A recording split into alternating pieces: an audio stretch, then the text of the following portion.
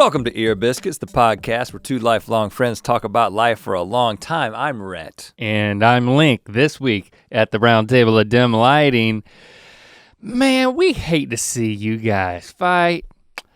We hate to know that you're experiencing conflict, that you're in arguments with one another.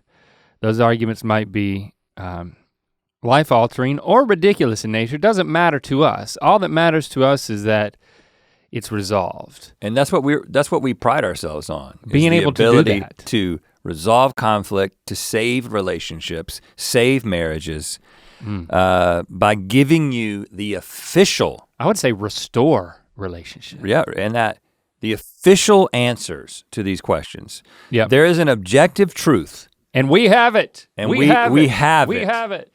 For every single one of these questions. Actually, we have not discussed these beforehand. We may disagree, but one of us will win the argument, and if it comes to blows, then so be it. The prompt we put out there, follow us on Twitter, talk to us using hashtag Ear Biscuits. You can be shouted out on the show. Your dirty laundry can be aired in front of everyone, and to prove that, hey, we're all the same. Okay. I don't know, to try to put a positive spin on that so people don't get scared that we're gonna make fun of them. Got an argument, conflict, or disagreement you can't resolve? Let us know and we'll handle it on an upcoming Ear Biscuits. That was the post, and now this is the show. Full circle. Wow. It's happening. It's like magic. Before we get into this, there's another thing that Ear Biscuits is the hub of besides— The hubbub. Besides Ear Biscuits is the hubbub. Resolving conflicts, and that is any news related to the window in my shower has to funnel through Ear Biscuits. It might then go off into, I don't know, a vlog that we make when we were making those. Remember that? That was great. That was a fun one. Are you making the window bigger? I have an update full body on the window. Boy, I'm thinking about it. Yeah, as you probably know, the window is in my shower. And it's only, it's from the collarbone to the top of the head, okay? Yeah. So it leaves a little bit to be desired. Thank you. That's a nice compliment. It's one of those things that when you sell your house and somebody comes into it, people are gonna have questions about the window in the shower. The first reaction is gonna be negative, but then when they buy my house and every experience they have with that window is going to be positive. I have another positive point because, like I said, I pushed for this window to be installed. Christy was scratching her head, the contractor was scratching his head. Everybody was scratching all types of stuff, except for me. I was scratching the itch that was the desire to have a view while taking a shower. And it goes beyond, yes, there was a problem with my neighbor seeing. I think I've given a little bit of an update there. I have video to go along with this, so I'm gonna have my phone ready to pull out. Okay. Let's see, where do I start? Of course, my bathroom's on the second floor, and then the rest of, my master bedroom is on the second floor. Not everything else is on the first floor. And when I'm looking out the window, I'm kind of looking over my roof into the distance. I was in Lily's room, so I was downstairs. I was talking to her, and her room was like, she only had this one window, and then because of the bushes beside the window, it was always so dark in there. I was like, you need a sunroof. You need a skylight, they call it. So actually, as part of this construction with the remodel of the house, we also put a skylight in her room. Oh, I didn't know that. Yeah, it's a little square. It's however big that is. I don't know, 2 by 2. It's a small one. 18 by 18 maybe. 18 by 18 maybe. And I look up there and I'm like, man, your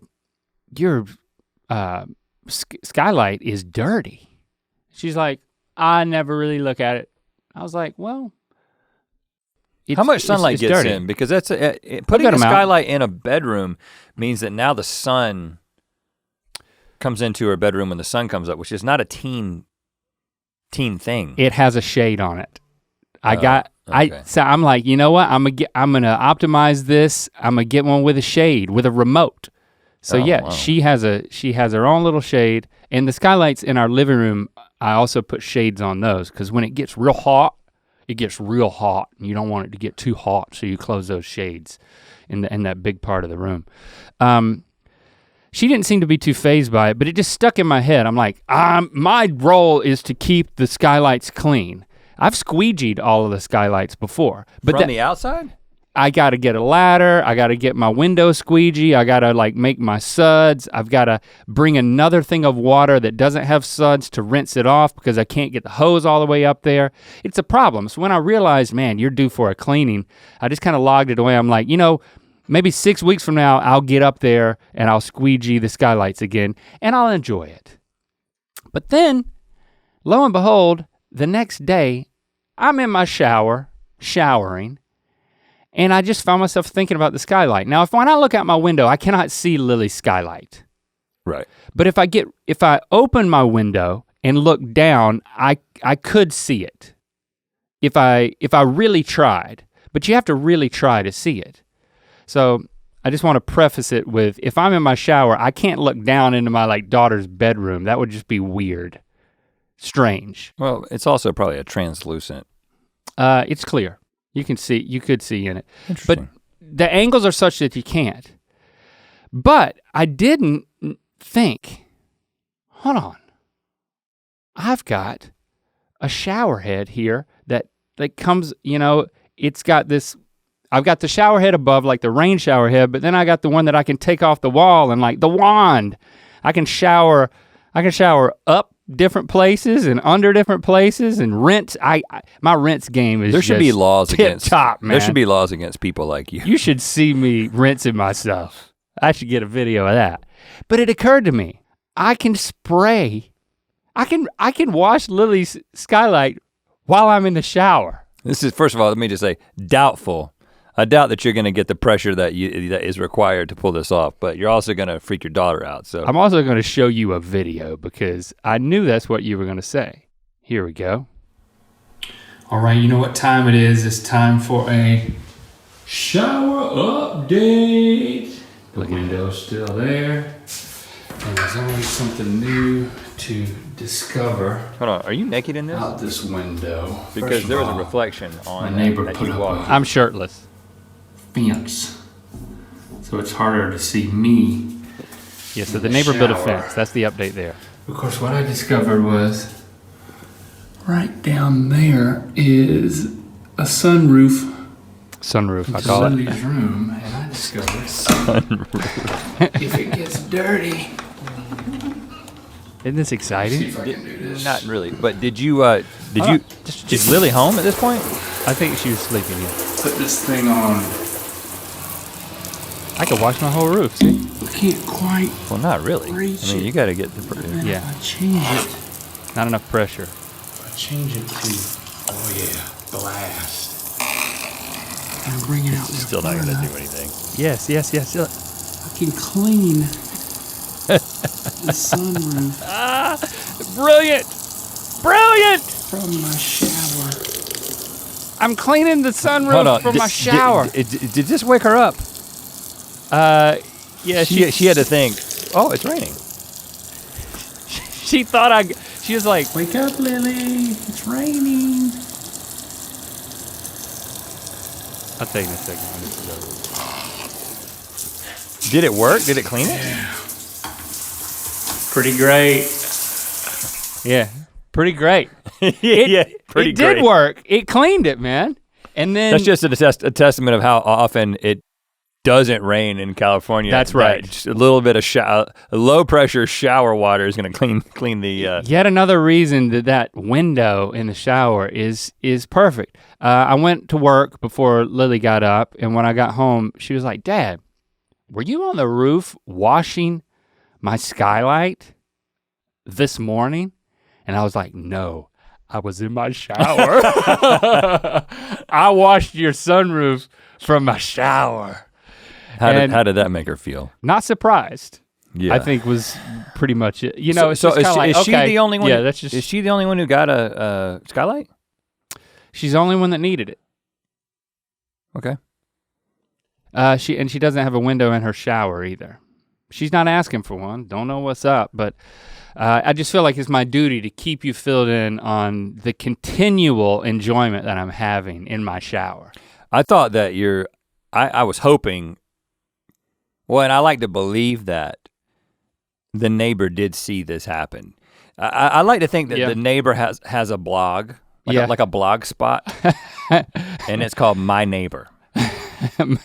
my strange neighbor.blogspot.com. And they both contribute to it. The husband and the wife contribute to it. Yeah. And it hasn't been updated many times. This is like at most every 6 months, which is a typical blogspot cadence.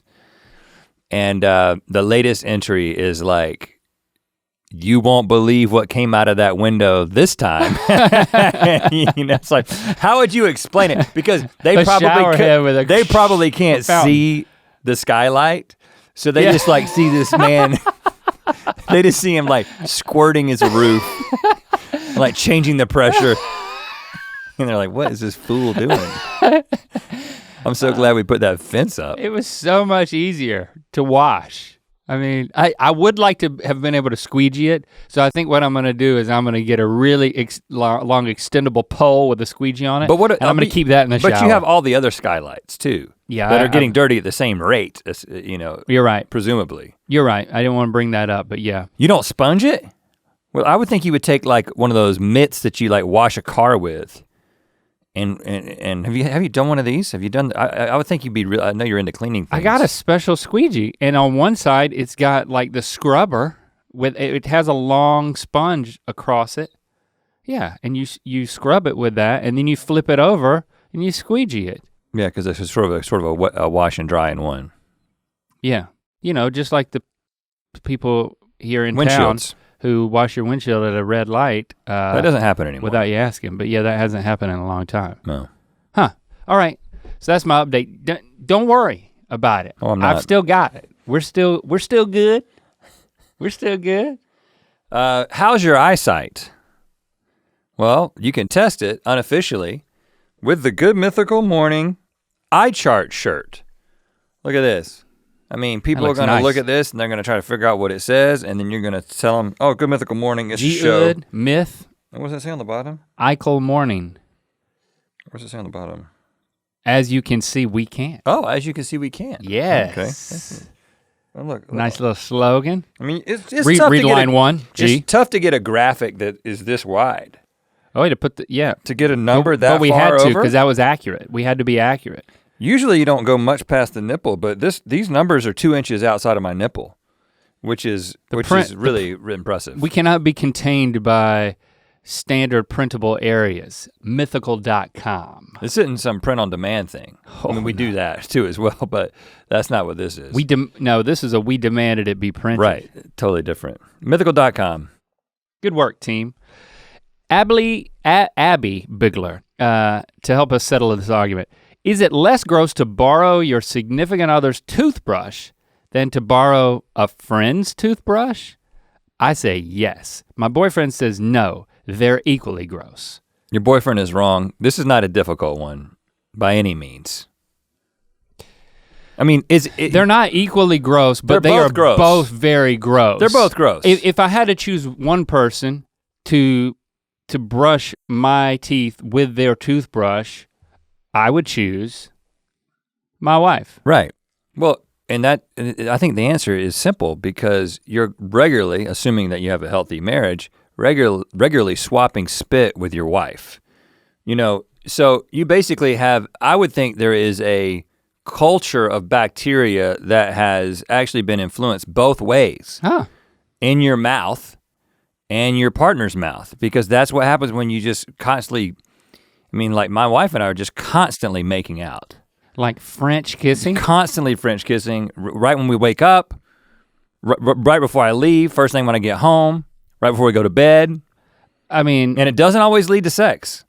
Sometimes it's just French kissing. Let's be real for a second. Right? It's like, it's not really detached from foreplay in my home. There's not a lot of just makeout sessions, and when you've been married 20 years, yes, the makeout sessions usually lead to completion. a complete male sorting session. Right. But I say that usually, I would say for me, I would say almost exclusively at this point. What if you get into an argument though? Sometimes that'll put a stop to things. Oh. So then it just counts as a makeout session. Only if something else, some external factor gets in the way. But you know what we're saying. You kiss your partner and therefore your mouth is touching their mouth directly on a regular basis. And so their what toothbrush do you think about scheduled, let's talk about just French kissing for a while. Let's not get back to toothbrush. Scheduled French kissing? Yeah, what do you think about that? It's kind of like, I don't like scheduling anything. But then you schedule things when they'll never happen otherwise.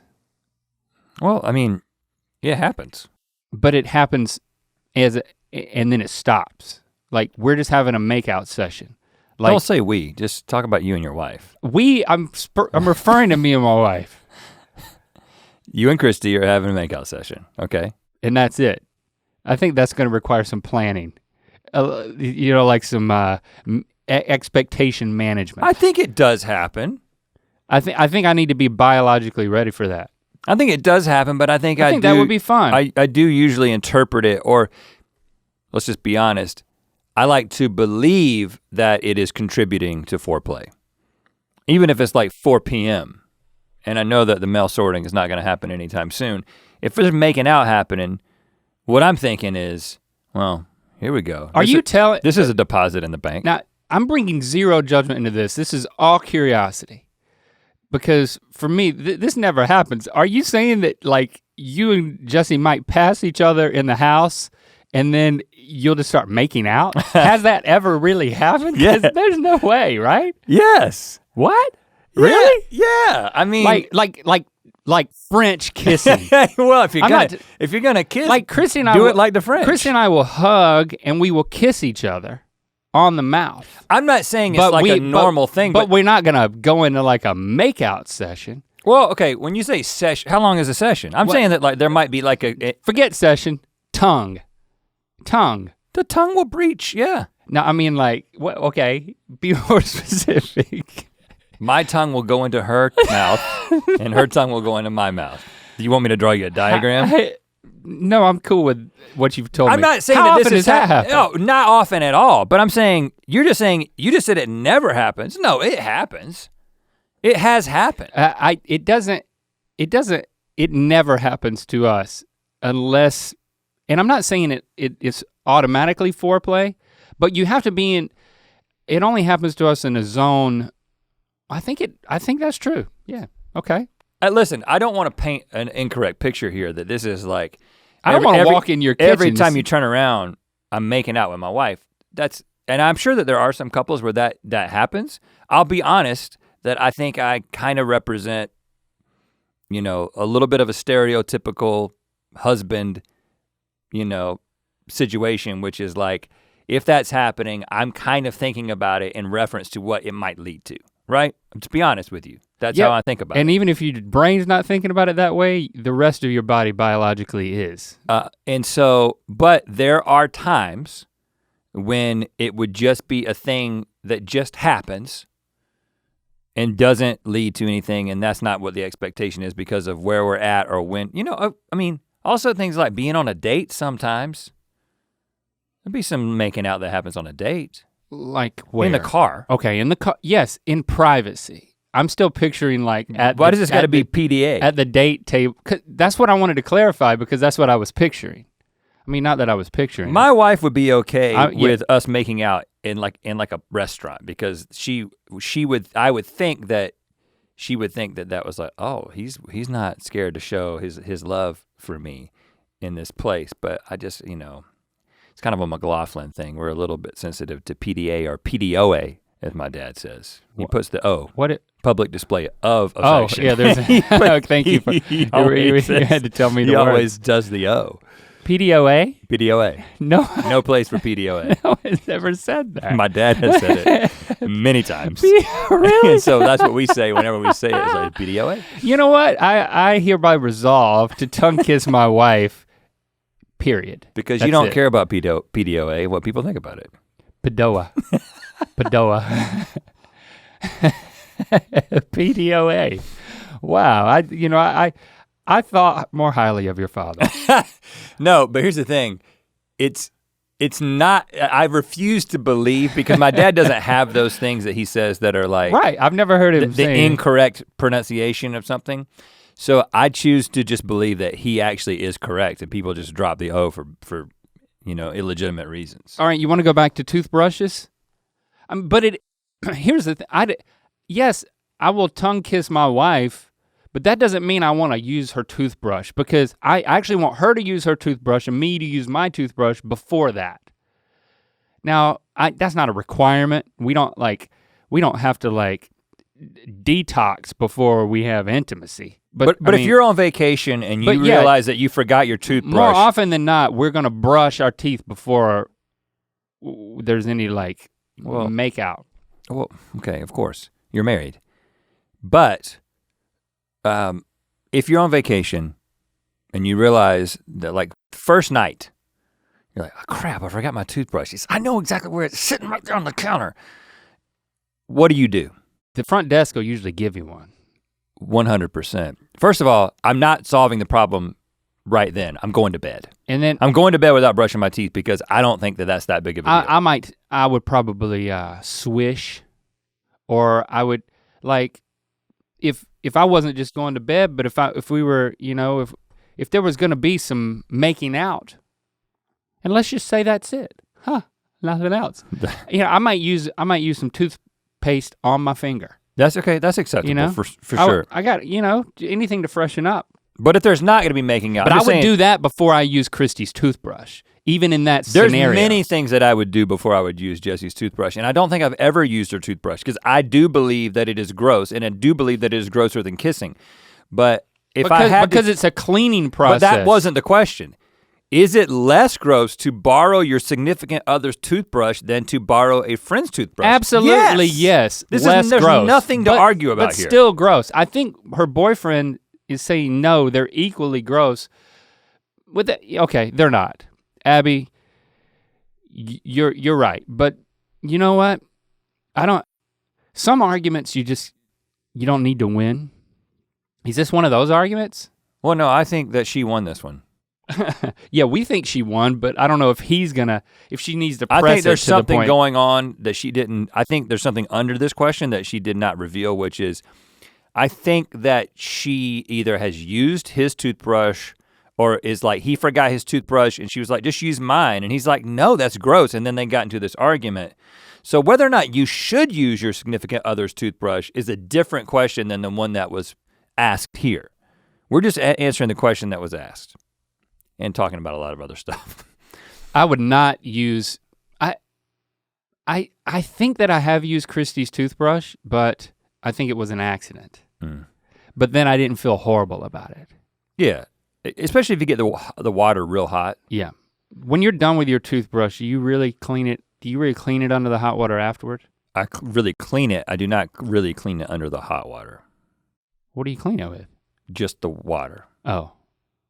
Okay, I look at it and make sure that there's no white gunk on it. Well, and the cool thing about, and this, not a sponsor right now, but the Quip black toothbrush, the Bluetooth one, is that you can see any little residue of toothpaste because it's black, and so it makes you clean it even better. Oh. Yeah, let's move on though. Ashley Sizemore, is it okay to leave your glass on the counter with the intention to use it again later, or do you put it in the dishwasher and get a new glass? Sincerely, the family who disagrees. Wow, this is so relevant. Yeah, this is tough. To my own experience because hits home. I'm on two minds of this because first of all, my family, and I'm gonna say mostly my kids, they use so many cups and glasses so quickly, and they just put them in the sink. I mean, they don't even put them in we haven't even gotten our kids to put things in the dishwasher unless we're there and tell them to do it, right? But they'll be like, oh, look, there's 12 glasses. We could have guests. And then the next morning I'll be like, where's our freaking glass? No glasses. And they're all in the sink upside down dirty when the dishwasher's empty, right? I mean, but what I do because first of all, I like to, I'm just like, I'm not going to contribute to the mayhem. So what I do, 9 times out of 10, if I use a glass in the kitchen, take the glass, I drink some water. I immediately wash the glass and put it back on the counter, but put it back on the shelf. That's great. 9 times out of 10. Wow. Now, the additional 1 time out of 10, especially if it's like a Saturday and I'm like, I'm gonna come back here. I'll drink it and then I'll put my glass on the counter at a certain place, like behind the sink, because I'm like, my kids are not gonna, they're not gonna do this. No one's gonna grab, so it's your secret spot where you know you can go back to it. So I will do this. Yeah, I have a secret spot. I mean, I carry around a water bottle in my own house.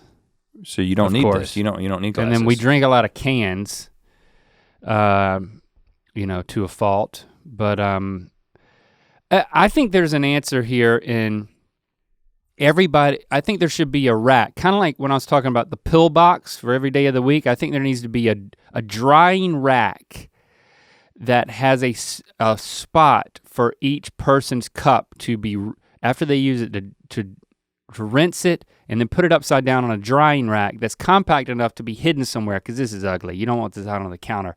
You wanna have behind a cabinet. You just wanna have, this is my glass. Every person only has one glass, and then that's the only glass they can use, and they always know where it is, and they're in charge of it. So their glasses aren't communal anymore. And there should be a drying rack in private. I hate to break it to you. I've tried a version of this 3 times, and I was the instigator of it, and I was the only enforcer of it. We didn't do exactly what you just described, but I told Jesse, I said, these boys use so many glasses, we need to get glasses that either have their names on them or have like a design on them, and it's like, this is your glass. Or their picture if they don't know their name. And this is your you don't want them to have glass. any excuses. Right. Don't remember my name. It doesn't work. It doesn't work, because what do they do? They use the glass that has their name on it, and then put it in the sink. And then when they want something else to drink, they go to another glass. You cannot get them to cooperate. They are impervious to systems. They have not experienced enough of the consequences of not completing the cycle of a glass. If they washed and put away all the glasses, if they cared about that somehow, or were held accountable to it, you know, when there's stuff in the sink, I call them back and bring them back in there, and I say, can you put this in the dishwasher? You made this mac and cheese at 3 o'clock in the afternoon or 3 o'clock in the morning, and you left it all here. I need you to move this into here. I need you to complete your task. It doesn't work. It is hopeless. You kind of have a choice to make as a parent. Am I gonna bring them back into the kitchen to try to teach them a life lesson? Or am I gonna just try to keep them alive until they go to college, and then they'll figure that shit out on their own? Right. That's kind of where I'm at. But I will say, sometimes I even go into the whole like typical dad rant where I'm like, do you have any idea how many children there are in the world that if I were to bring them a glass with their name on it, like it would be like the best day of their year? Oh gosh. You know what I'm saying? Like the whole things that our parents used to do to us about where the kid's starving and stuff. And I'm like, this is a privilege. We went through the trouble to go to this website to get this cup with your name on it. And this would be a treat to so many children out there. But you're just taking it and treating it like any other glass. It's a personalized glass, and you need to get with the program. Yeah, it doesn't. That doesn't work either, by the way. If you're a young parent and you want to go on one of the rants where you compare your children's plight with the plight of other children in the world, it doesn't work. Nope. It doesn't mean you won't try it many times, but it does not work. So Ashley, you're right. It is okay to leave your glass on the counter with the intention to use it again later. She did not say what her position was. No, she didn't say. She just said it's a family who disagrees. I think you're in charge of the complete cycle of the glass, and as you can leave it out as long as you ultimately are the one to put it away at the end of the day. What I want to say is that you all have to agree on a system, but if my family is any guide for this, they will not agree on a system, and this is an intractable problem that will cause strife in your family for many years. Just remove all glasses. Andrew Kahn tweeted at us, Nesquik powder or chocolate syrup? And you know, there were a bunch of food related conflicts, and I realized we could get in on these, but there's a whole other podcast produced at Mythical called A Hot Dog is a Sandwich, where Mythical Chef Josh and Nicole, they have every Wednesday, they get into a food debate. Right, and they actually know what they're talking about. You know, tacos versus burritos, crunchy peanut versus smooth. I mean, the name of the podcast, The Hot Dog is a Sandwich, is based on a very famous food debate in itself. So we're gonna resist the temptation to infringe on their territory, because I love what they're doing over there. If you haven't checked it out, definitely check it out. Start with the most recent one, work your way backwards. Can I agree with that? Can I but we are gonna suggest what I would call a third way? You know, sometimes there's two conflicting Nesquik opinions, powder, chocolate syrup, or there's what? a third way that I'm gonna propose, and that is actual chocolate. And here's why I'm gonna say this. I thought you were just gonna say you could just buy chocolate milk, which is great, by the way. So boy, that's a treat I haven't had in years. My favorite hot chocolate. Actual chocolate? Well, okay, and I'm about to. Well, I don't know. You got weird opinions about food. Because I do have an answer, and I think it's one of these two. The best hot chocolate that I've ever had, hands down, is Mike McCart's wife, Jenny, will do this. Yeah, that's decadent chocolate. Hot chocolate in a crock pot, right? And it's milky. It's so great, and it has made me not like any other hot chocolate. And she briefly described to me what was in it. I didn't listen that intently, but the one thing I did hear was— You didn't want to make it, you just wanted to drink it. Yeah, the one thing I did hear is that it's got actual chocolate, I think actual chocolate chips in it. So it literally is composed of melted chocolate and other ingredients, including milk. I don't think any water sees this thing. I think it's milk.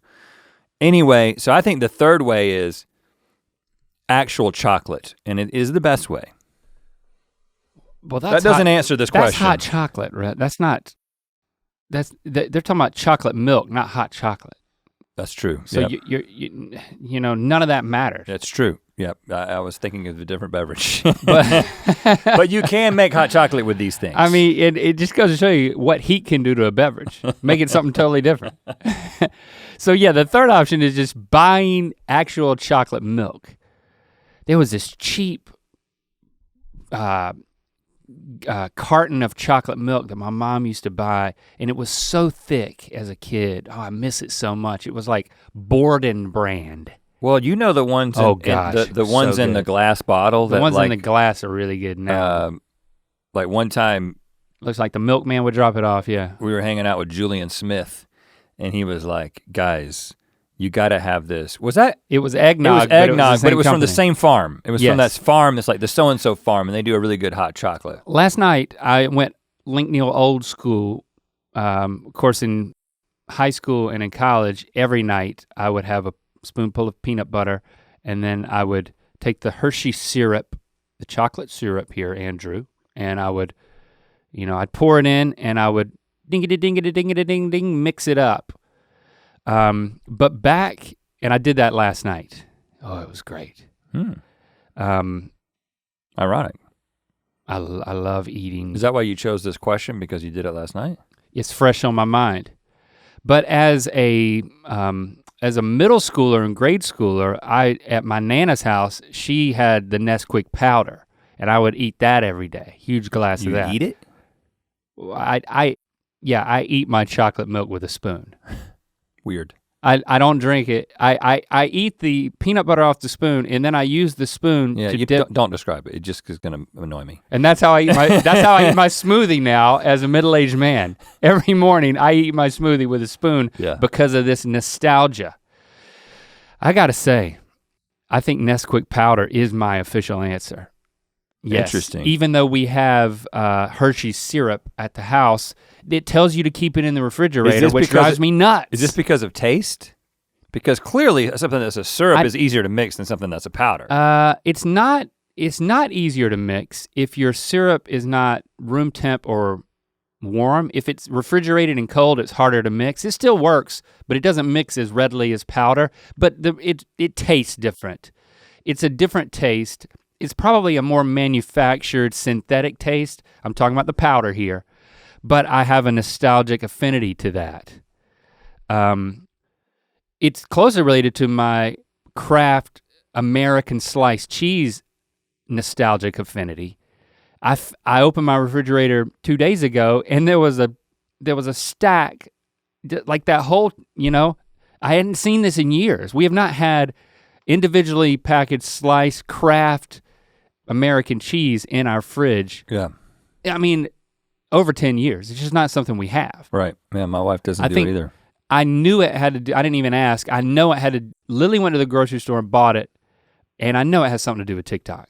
I didn't even ask. Oh, it's probably because you throw it on people's, foreheads and throw it on babies and stuff. She was gonna put it on top of another type of mac and cheese that she's But you have obsessing. seen, you know what I'm talking about. Yes. When you take a slice of American cheese and you throw it on a stranger? Yeah, that's funny, but that's not why she was doing it. I tasted a piece and boy, it's good. It's good, but it's not cheese. Well, but anymore. Speaking of Josh on this, Mythical Chef Josh has very strong opinions about American cheese, and I agree with him. He's not a food snob at all. And you know what Lily's talking about using it for? Putting it on top of mac and cheese. Mm-hmm. Which, by the way. She didn't like it, by the way. She did not like it. She didn't like it with the way she used it? She didn't like the taste, she didn't like the experience. And then put it on? We got Lincoln to try a piece. She made mac and cheese. Because recently I smoked that pork shoulder and had you guys over for it, and Lily brought the mac and cheese. And I thought the mac and cheese was really good, but you're saying it didn't have the slices on it.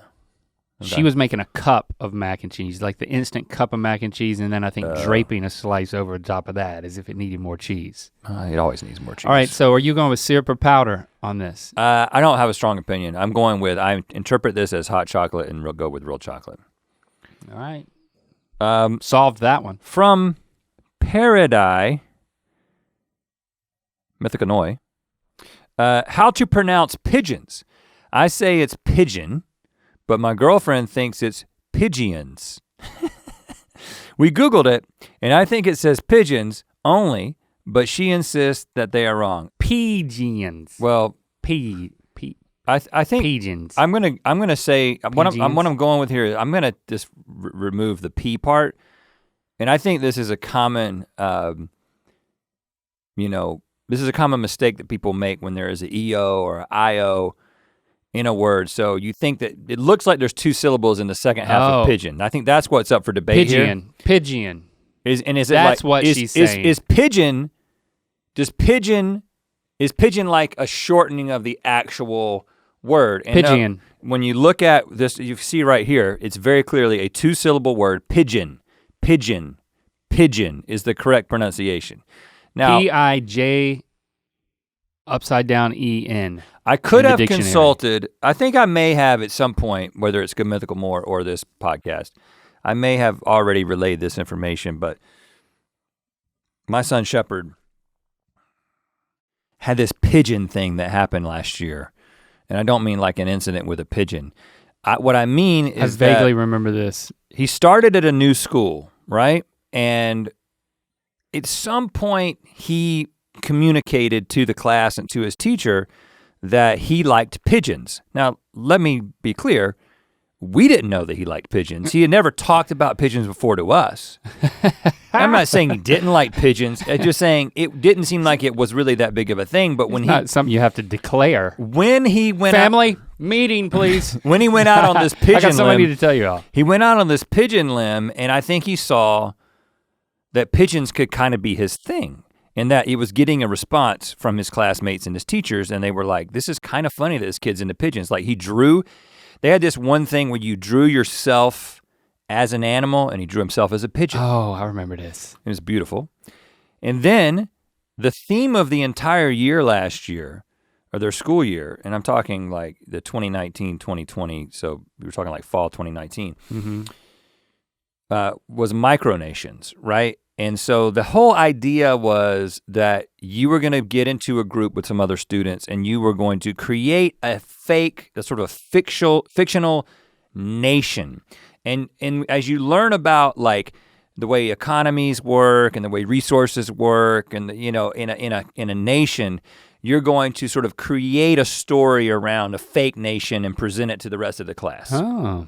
As a way of embodying these real things that exist in the world, but doing it in a fun, fictitious way, right? Which we did with Cheese-a-Stan. Exactly. So, interestingly, there was another person in Shepard's group that also had strong opinions, and it became a little bit of a point of contention when Shepard suggested that the name of their micronation be called Paloma, which is pigeon in Spanish.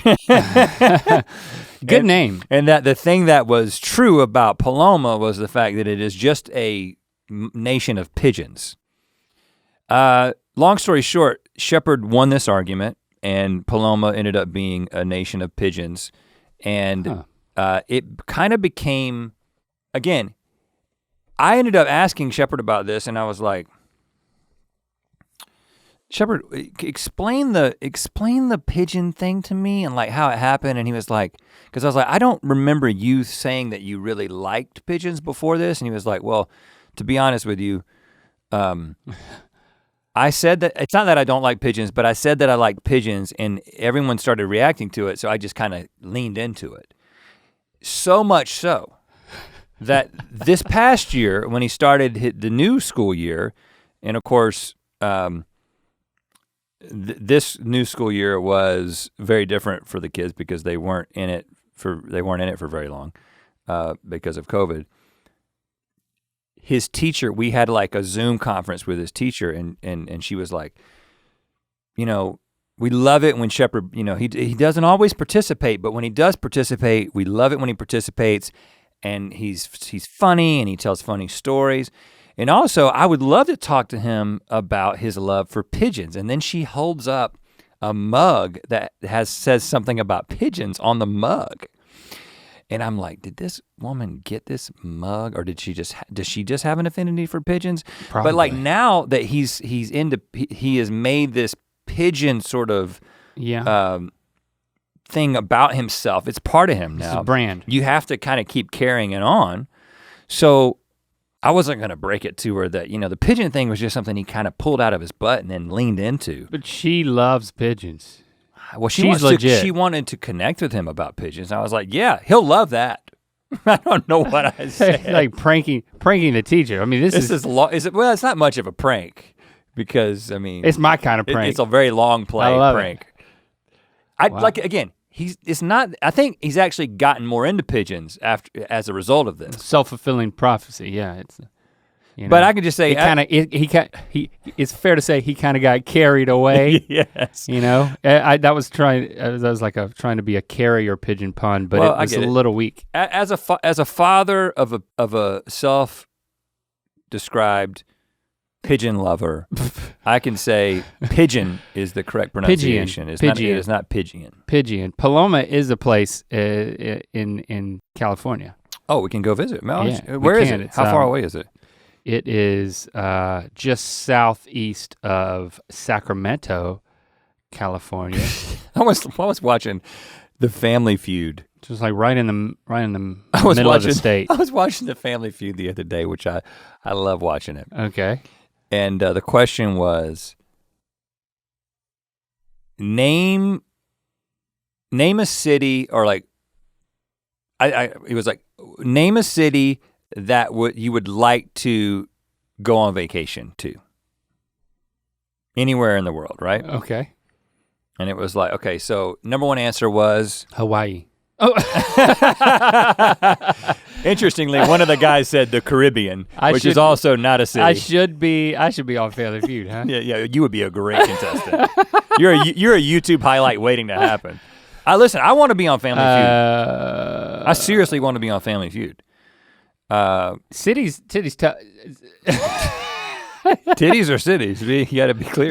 They're both tough. I mean, it's like once you say those words, it's like I get bum puzzled. What city? What's a city and what's a titty? What do you think is the number one answer? Greece.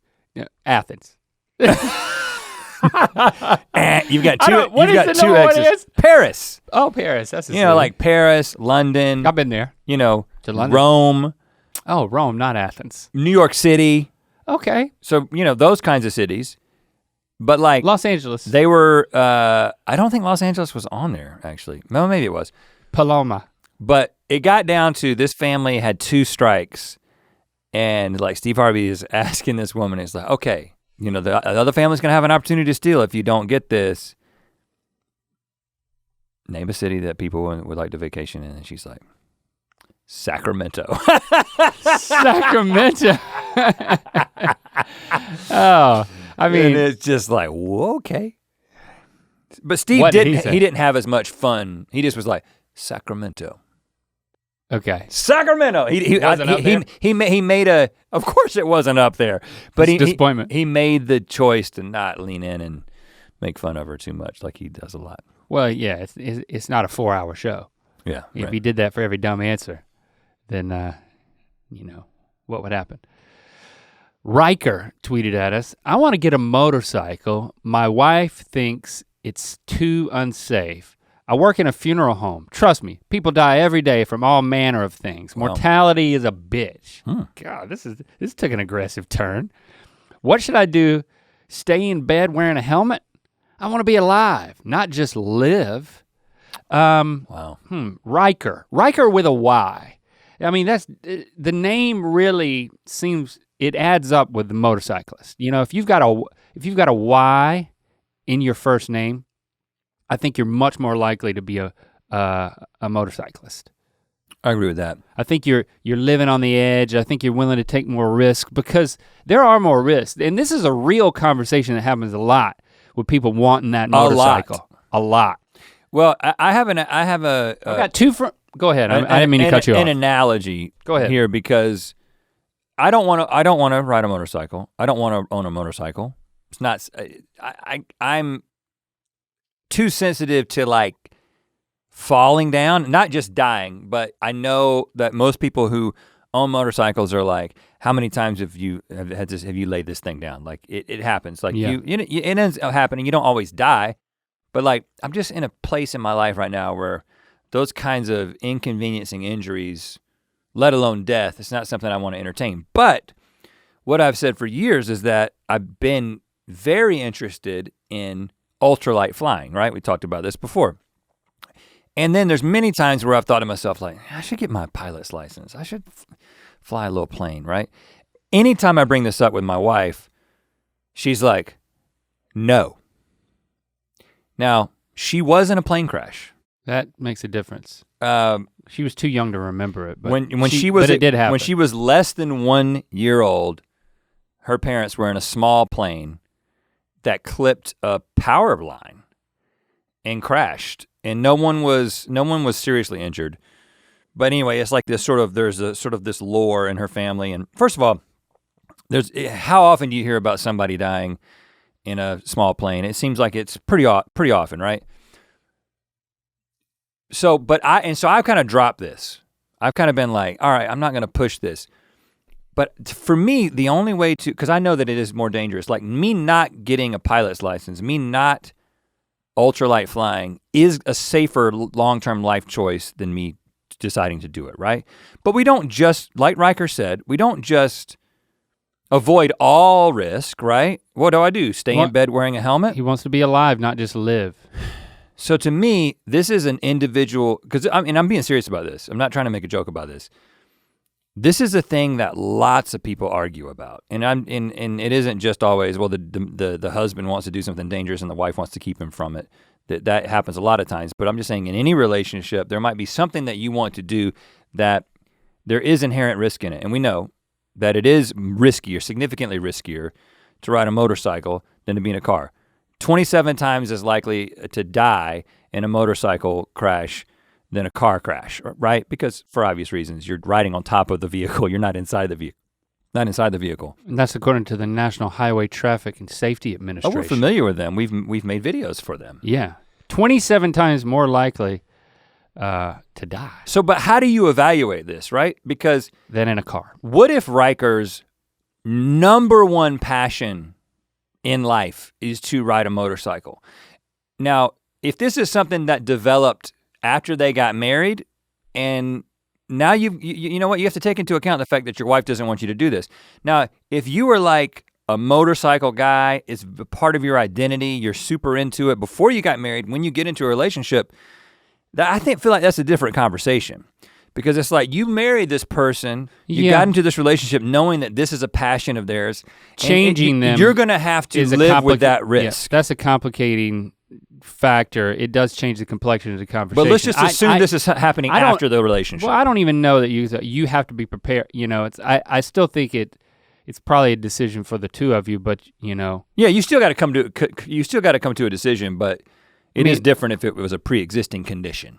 It is motorcycle love. We know two people, Mike and Nick, who had motorcycles, and then Mike was in more of an accident than I think Nick was, but like when Nick started having children, there was a negotiation or discussions that led to him getting rid of his motorcycle. Yeah, right.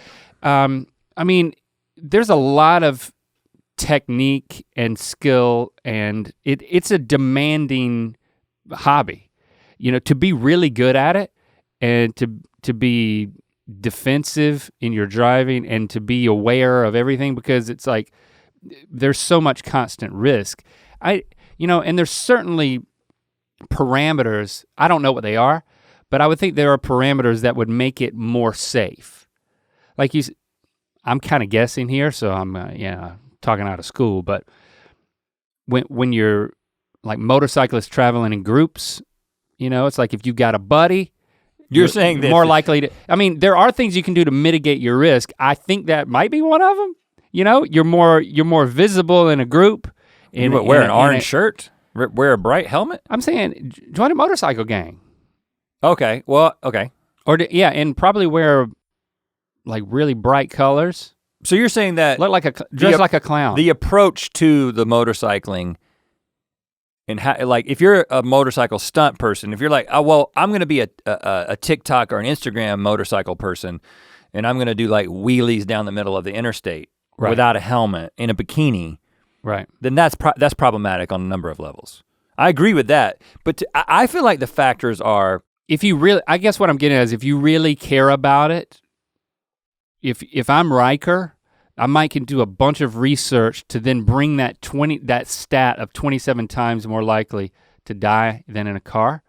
I might can bring that stat down with, classes. So, there's certain things, certain stipulations. Okay, you can minimize your risk. So you might can minimize it, but you're still going to be more responsible. But I think that I'm trying to use the motorcycle thing as something that represents anything that a partner wants to do that's higher risk, whether it's small planes or anything. Even me for mountain biking, I've come home a few times and we've gone off on new trails, and I did tell Christy, and I was like, I don't know why I'm telling her this, but I said, I was on this trail that if I would have fallen off my bike the wrong way, I think I would have died.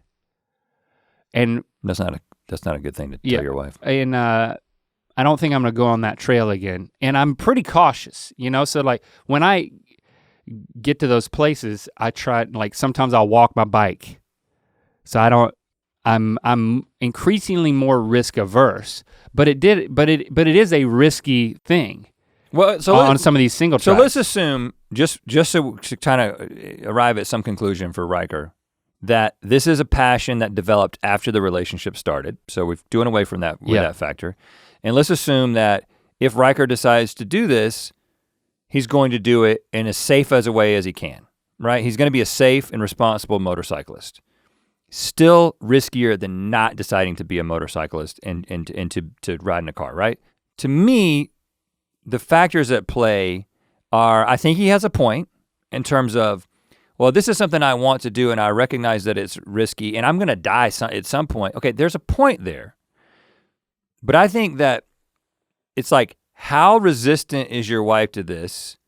And then how passionate are you about, is this like you've determined that this is something that you have to have in order to live a full life? Because I do believe there might be some people who would say that. It's like, if I don't get to go skydiving, if I don't get to do this thing, if I don't get to be a rock climber, then I'm not fulfilling my passion. And I think that every couple has to answer this, because it might get to a point where it's just like, this is a risky thing, you might die, but I can tell that you're committed to this. Again, it might be the kind of thing like this whole ultralight flying thing. When my kids finally leave or on their own, and I really have a midlife crisis, not just like a little bit of one like I've been having, but like a real one. And I'm like, baby, either I get a convertible or I start flying planes. It's one or the other. You know what I'm saying? Like, I think at some point could get both. Depending on your life stage, how old are you? You still got kids who are dependent on you as a father. I think there's a lot of different factors that go into this. I just don't think there's a straight answer to this. Yeah, but I think if you really care about it, it's a negotiation, and you might have to go so far as to say, well, okay, if the worst happens, have I really looked at the risk and taken it into account? Meaning, I'm getting a life insurance policy. And by the way, you have to tell them that you got a motorcycle and they're gonna charge you that much more. So like there's this kind of this arbitration thing that's like, if you're not willing to do what it takes to take care of your family to accommodate for that risk, then maybe you're not as committed as you need to be to do it. Because you say, if I am in a motorcycle crash, you'll get rich. How's that sound? Well, I'm gonna take out a policy that's gonna make sure you're taken care of, so I'm not just like leaving you in a lurch because I had to not just live but be alive. And in the end, it's a negotiation. Regardless of your intentions, and regardless of how safe you are, how much are you willing to sacrifice for the risk? Regardless of all the insurance that you have in place, if your partner still says, I'm not comfortable with this, I think part of being in a relationship is to be like, okay, I'm gonna give up on this. That you can find something. Hey, what about one of those 3-wheeled bikes? Just start adding wheels and see if that helps. A spider? Yeah, I mean, you're adding a wheel and a lot of embarrassment. That's what the spider market is all about. You just unlocked it in my mind. Yes. It's men who wanted a motorcycle whose wives were not comfortable with it. Yeah. So they got one of those 3-wheelers. That's what it is. Yeah, and then you know what? Maybe you need a 4th wheel. I don't know. Then you just got a car. Well, that's your problem. I think you're going in the wrong direction. Once you get to 3 wheels, then you negotiate down to 2. Oh, you're talking about like a literal 3-wheel motorcycle. I'm talking about those spiders that have the 2 wheels in the front. Yeah, I'm talking about that. Because there's a 3-wheel motorcycle too where that has the 2 wheels in the back. Which I think those are more dangerous than a regular motorcycle. Well, you gotta get your facts straight. This is not my negotiation. I mean, but is this the type of thing that like, I mean, if, you know, we're not willing to go in this business, but there's somebody out there who can be more of an arbitration expert for decisions like this. Like I wonder if there's someone on the premises of the motorcycle dealership that steps in as for arbitration in couples. No. To help sell the bike. No. There's a lot of psychology there. I'd like to talk to a motorcycle salesman. The motorcycle salesman is only equipping the person trying to buy the motorcycle with arguments that then go home and tell your wife. Yeah. That's it, exclusively. So Riker, you might want to do that too. Go to your local dealer and say, hey, listen, like, you got to give me a pamphlet. They probably have a pamphlet. They got a pamphlet. If you want to sell something to a motorcycle salesman, it's a pamphlet that they just give to people who want to buy motorcycles. Opossum Hey, be Queen. safe out there, Riker. Yeah, whatever you decide. Wear an orange helmet. Opossum Queen. At work, I drive a truck that is shared between shifts. I am one of the shorter people, and a lot of people complain about my seat position when they drive after me. Should we be adjusting our seat for the next person, or just adjust it for yourself at the beginning of the shift? Okay, I mean, as a 6'7" man with a 5'3" wife who share a car, okay, this is a very relevant question to And you got to fancy your car, so how does it actually work in your car? She's number 1 and I'm number 2. Yeah. So if you hit number 1, it becomes Jesse's. But when everything goes to her position. Where is it when you get in? It's wherever it was the last time somebody got out. Really? Well then, okay, you're not quite as fancy as you need to be. This isn't a competition, but my car Here's what it does. When I turn off the car and then I open the door, the seat goes all the way back. So no matter who you are or how short or tall or how forward it was, it goes all the way back and then it's easy for everybody to get out. And then when you get, and then the next person to get in, it's all the way back. And then it goes forward to that position. Yes, is that what it does? I think technically if I really wanted and I think to do the answer's in there. Is that my key and her key tell the car who's getting in the car, but we lost one of the keys because we're the McLaughlins. Oh, that's advanced. So there's just one key to the car and it's hers. I'm not talking about what my daily driver, I'm talking about like the family car that she drives, but I drive occasionally. And because it's just but if it's in her position, you can't even get in, right? I would break a femur trying to get in. Like when I drove Lily's car, the old Scion, I had to drive it in because I forgot to charge my car. And if Lily drove right before me, she sits so much closer. Yeah, I can't get in. Lincoln can't get in the driver's seat. But it's so obvious when I open the door. Like it's not like I would ever make the mistake of trying to get in. It's almost like reach down there. If you told me for $100,000, sit in this seat. Couldn't do it. Couldn't do it. There could be like a challenge on Survivor and I would lose. And so I immediately can tell that this is not made for me, and so I just hit the number 2 and wait. Even when the car's not on, it still works. Yeah. Huh, so I wonder if Opossum Queen's truck, it seems like I'm assuming this is not an automatic situation. Queen, you need to move that seat back. Listen, if you're one of the shorter people, and you're receiving complaints, about seat position. Hey, I think you should move your seat back, and I think it would also make it. It's not difficult for you to get out, but it will make it that much easier. So it's like a win-win. You slam the seat all the way back. You have even more room to just dash out of that thing, and you're being considerate to the next person, your coworker. This is a coworker. You're saying that this is something that only applies to the short people, because what you're saying is a little discriminatory, because the tall people, they just get in and get out, and they don't have to do anything, because you're saying that everyone from short to tall is accommodated in the getting in and out of the car process if the seat is back. Yeah. And then if you're a short person, you bring it up while driving and then you take it down. I think the shorter people have to defer to the taller people in this one, especially in a work environment. I mean, if this is just your family car, screw them. They don't put their cups away anyway, right. So don't put your seat back. Yeah. Give them a little jab. But this is an easy way for you to not get demerits on the job. I don't know if I understand the logic of what you're saying. And I understand why it doesn't apply to the tall people, because it's not like the tall person can be like, you know what, a short person might get in this car after me. I'm gonna put the seat up before I get out. First of all, it's impossible to put the seat up before you get out if you're tall. You have to get out of the truck and then like manipulate the seat from the ground. Yeah. So the short person does have the ability to move the seat up and back. I do think just because of the way physics work, this is, the short people are gonna get the short end of the stick in this situation. And because when I try to get in Lily's car, I did notice that I would sit in and then reach down and adjust the seat back, but it's like very difficult for me to get in the car. Some of the most uncomfortable moments of your life. But I did that instead of bending all the way over to reach under the seat and push it back, because then you got like a back injury, I mean, yeah, you don't want that. Again, it's like you gotta calculate our risk in everything at our age. Yeah. Opossum Queen, take one for the team. Sorry, girl. I think there's one more that I don't even think requires any discussion. We can just softball, set it up, knock it out of the park. All right, from hit me. Rebellious Mary.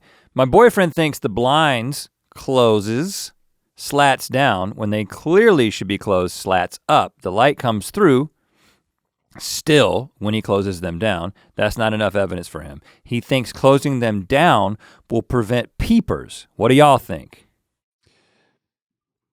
Mary, I'm with her. Mary, you're right. I mean, this is so blinds simple. Go up.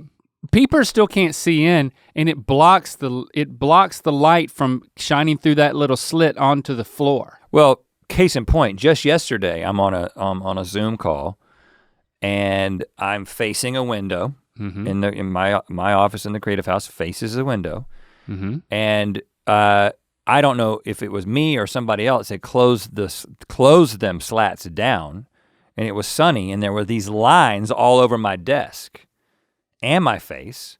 And so I immediately turned them slats up, and it was this nice, even light. And no, you can't see through it. Is there any advantage to slats down? It looks nicer. It looks smoother. To be down? For them to be down. That's the only thing I can come up with why it's like, it seems like that's the right way to do it because it makes it smooth. It's like scales on the back of a snake. It's kind of like rubbing a cat the wrong direction when you turn those blinds up. It's a little unsettling to me. You've complicated it now. But I believe that it's right functionally. Functionally, I cannot think of any other reason to have them go the other way except for the scales of a snake. Well, all I gotta say is your boyfriend's stated reason is he thinks that this will prevent peepers, and it's not true. They can't see through. You can't prevent peepers. Peepers gonna peep. Yeah, the peeper's still outside the window regardless of how you've got the blinds.